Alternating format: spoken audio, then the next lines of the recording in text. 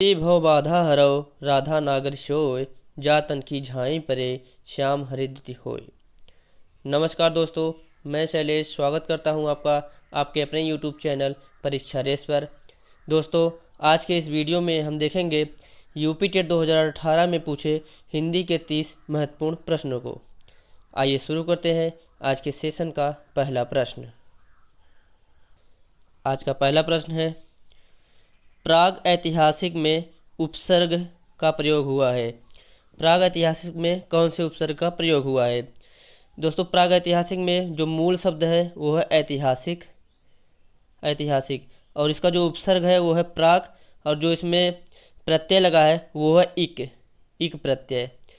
प्राग plus ऐतिहासिक plus इक मिलकर बना है प्राग ऐतिहासिक। इसमें होता है। अगला प्रश्न, तुलसीदास किसकी कविता है? दोस्तों, ये रिपीट हो चुका है कि तुलसीदास सूर्यकांत त्रिपाठी निराला जी की कविता है। इसमें तुलसीदास जी की वह प्रसिद्ध कहानी लिखी है जिसमें बताया गया है कि तुलसीदास किस कदर अपनी पत्नी के आसक्त हो गए थे और वो हमेशा घर में ही रहते थे। पत्नी के ताना मारे जाने के बाद वो घर छोड़कर चले गए थे और एक महान रचनाकार हुए। अगला प्रश्न, बहिष्कार का संधि विच्छेद क्या है? दोस्तों, बहिष्कार शब्द बहि धनकार शब्द से मिलकर बना है।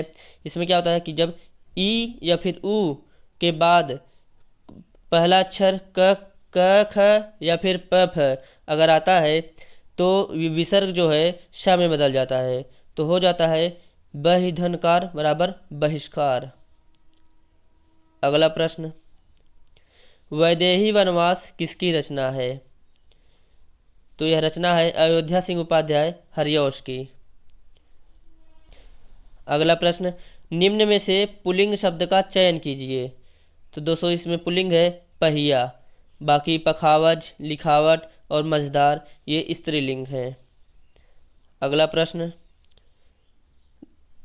गद्यांश को पढ़कर प्रश्नों के उत्तर देना है। आप लोग गद्यांश को एक बार अच्छे से पढ़ लेंगे, उसके बाद प्रश्न को देखते हैं। संप्रेषण कला क्या नहीं है? प्रभावशाली भाषा, बिल्कुल ये कला में शामिल होता है। आत्मविश्वास, जितना आत्मविश्वास रहेगा संप्रेषण उतना अच्छा होता है।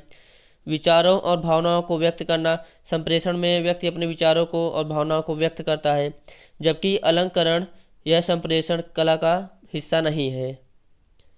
अगला प्रश्न, संप्रेषण कला का विकास किससे होता है? दोस्तों, संप्रेषण कला का विकास जितना ज़्यादा आप उसका अभ्यास करते जाएंगे उतना ही ज़्यादा संप्रेषण कला का विकास आपके अंदर होता जाएगा। संप्रेषण का मतलब होता है कि किस प्रकार हम अपने बातों और विचारों को दूसरों तक प्रकट करते हैं और दूसरों के बात और विचार को स्वयं ग्रहण कर पाते हैं, यही होता है संप्रेषण। तो इसका उत्तर होगा अभ्यास। निम्न में से संयुक्त व्यंजन कौन सा नहीं है? दोस्तों, जैसा कि हम जानते हैं संयुक्त व्यंजन 4 होते हैं। एक होता है छत, एक होता है त्र, एक होता है ज्ञ और एक होता है ऋषि वाला री। ये चारों जो है संयुक्त व्यंजन के उदाहरण हैं। बाकी यह जो है यह संयुक्त व्यंजन नहीं है, यह अंतस्थ व्यंजन है। यह अलावा अंतस्थ व्यंजन है। मृत्युंजय पद में कौन सा समास है? दोस्तों, मृत्युंजय शब्द को जब आप तोड़ेंगे तो इसका अर्थ होगा मृत्यु पर विजय प्राप्त करने वाला। अर्थात जब दो चीज़ें मिलकर एक तीसरे अर्थ को प्रकट करते हैं तो वहाँ पे होता है बहुब्रीहि समास। तो मृत्युंजय का अर्थ होता है जो मृत्यु पर विजय प्राप्त कर ले, अर्थात शिव। हम अक्सर सुनते होंगे कि मृत्युंजय जाप, अर्थात शिव का जाप। अगला प्रश्न, अलंकार में किस उपसर्ग का प्रयोग हुआ है? अलंकार 2 शब्दों से मिलकर बना है, उसका उपसर्ग है अलम प्लस कार, हो जाता है अलंकार। अगला प्रश्न, यह पुस्तक किसकी है? यह पुस्तक किसकी है में रेखांकित शब्द का परिचय दीजिए। देखिए दोस्तों, जब भी संज्ञा के पहले जो सर्वनाम प्रयोग होता है उसे सार्वनामिक विशेषण कहते हैं। यह जो है इस पुस्तक को इंगित कर रहा है, तो यह एक सार्वनामिक विशेषण है और पुस्तक जो है उसका विशेष्य है, एक वचन है और स्त्रीलिंग है। अगला प्रश्न, विशेषण शब्द का विलोम क्या होगा? विशेषण का मतलब होता है कि किसी चीज़ का विस्तार करना, और उसका विलोम जो है होता है संश्लेषण। संश्लेषण का मतलब होता है कि एकत्रित करना। अगला प्रश्न, जिनका उच्चारण ऊपर के दांतों पर जीभ लगने से होता है उन्हें क्या कहते हैं? तो उन्हें दंत कहते हैं। त थ द ध न और श, छोटा स, ये दंत के उदाहरण हैं। निम्नलिखित में से ऊष्म व्यंजन कौन से हैं? ऊष्म व्यंजन 4 होते हैं, श श श और ह। ये चारों ऊष्म व्यंजन हैं, जबकि य र ल व ये अंतस्थ व्यंजन होता है। अगला प्रश्न, अत्यधिक का विलोम क्या होगा? अत्यधिक मतलब होता है कि बहुत ज़्यादा, जबकि इसका विलोम होता है अत्यल्प, जिसका अर्थ होता है बहुत कम। ऋत का विलोम क्या है? ऋत का अर्थ होता है सत्य, जबकि अनृत का अर्थ होता है असत्य, तो इसका विलोम होगा अनृत। अगला प्रश्न, संकल्प शब्द में उपसर्ग बताइए। संकल्प में उपसर्ग होता है सम प्लस कल्प, इसका मूल शब्द होगा कल्प। संकल्प सम धन कल्प मिलकर बनता है संकल्प। अगला प्रश्न, मुझसे खड़ा भी हुआ नहीं जाता, मुझसे चला भी नहीं जाता, मुझसे कहा भी नहीं जाता, मुझसे सुना भी नहीं जाता, ये सब ऐसे जो वाक्य आते हैं ये होते हैं भाववाच्य। अगला प्रश्न, तद्भव और उसके तत्सम का मेल गलत है। लुनाई लवणता बिल्कुल सही है, लौंग लवंग यह भी सही है, आयुष का आदेश यह भी सही है। आंत का अंतर न होकर दोस्तों ये होता है आंत्र, तो यह गलत है। अगला प्रश्न, लेखक और उसकी रचना का जोड़ा गलत है। स्कंदगुप्त लक्ष्मी नारायण मिश्र, दोस्तों यह गलत है। स्कंदगुप्त जो है वो जयशंकर प्रसाद की एक रचना है, जयशंकर प्रसाद, यही गलत है। बाकी संस्कृति के 4 अध्याय दिनकर की है, रसज्ञ रंजन महावीर प्रसाद आचार्य प्रसाद द्विवेदी की है, अशोक के फूल हजारी प्रसाद द्विवेदी जी की है। अगला प्रश्न, कवि और उसकी रचना का जोड़ा सही नहीं है। परिमल सूर्यकांत त्रिपाठी निराला, शिवराज भूषण भूषण की, शब्द रसायन देवभूषण, उद्धव शतक भारतेंदु हरिश्चंद्र। इसमें उद्धव शतक भारतेंदु हरिश्चंद्र की रचना न होकर जगन्नाथ रत्नाकर की रचना है। अगला प्रश्न, लेखक और उसकी कृति युग्म कौन सा गलत है? इसमें गलत युग्म देखना है। आर्यों का आदि देश डॉक्टर संपूर्णानंद सही है, वोल्गा से गंगा राहुल सांस्कृत्यायन यह भी सही है, सूरज का 7वां घोड़ा धर्मवीर भारती यह भी सही है, दिग्दर्शन दोस्तों ये रामचंद्र शुक्ल की न होकर राहुल सांस्कृत्यायन की रचना है।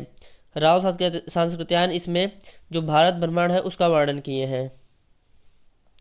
अगला प्रश्न, विराम चिन्ह की दृष्टि से कौन सा वाक्य अशुद्ध है? हाँ मेरा यही विचार है। दोस्तों यहाँ यही वाक्य गलत है, क्योंकि हाँ हो या फिर नहीं हो उसके बाद एक कामा लगता है वाक्य को अलग करने के लिए, तो इसे पढ़ा जाएगा हाँ मेरा यही विचार है, तो यही इसका उत्तर होगा।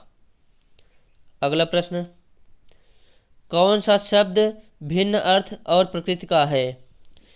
सनातन जो सदा आ रहा हो, चिरंतन सदा से चले आ रहा हो, शाश्वत सदा चलने वाला, और जबकि अधुनातन यह बिल्कुल इसका विपरीत है, इसका गलत यही है। अगला प्रश्न, अर्वाचीन शब्द का विलोम होगा। दोस्तों अर्वाचीन का मतलब होता है नया, जबकि प्राचीन का मतलब होता है पुराना, पुराना। अगला प्रश्न, व्याकरण की दृष्टि से कौन सा शब्द अशुद्ध है? विभीषण यह सही है, गृहिणी यह भी सही है। जगत गुरु यह भी सही है। दोस्तों ये विरहिणी में छोटी ई की मात्रा, ह पे छोटी ई की मात्रा लगेगी, यही इसका गलत है। अगला प्रश्न, निम्न में से कौन सा युग्म गलत है? मुट्ठी गर्म करना, रिश्वत देना, सही है। लुटिया डुबोना, सारा काम चौपट होना, यह भी सही है। सब्ज बाग दिखलाना, हरा भरा करना, यह गलत है दोस्तों। सब्ज बाग दिखलाने का अर्थ होता है कि बेवकूफ़ बनाना एक तरीके से। माई का लाल, साहसी व्यक्ति। सब्ज बाग दिखाना यह गलत है। अगला प्रश्न, मेरी भव बाधा हरो, राधा नागर सोए, जा तन की झाई परे, श्याम हरित दुति होए। दोस्तों यहाँ पे जो हरित शब्द प्रयोग हुआ है इसके दो अर्थ हुए। एक तो है हरा और एक तो है खुशी। तो यहाँ पे जो है हरा रंग ये इंगित कर रहा है, जबकि खुशी या फिर प्रसन्नता, इसके दो अर्थ हुए। जब एक ही शब्द के दो अर्थ होते हैं, दो या दो से अधिक अर्थ होते हैं, वहाँ श्लेष अलंकार होता है। तो इसका उत्तर होगा पहला। अगला प्रश्न, गौशाला में समास है।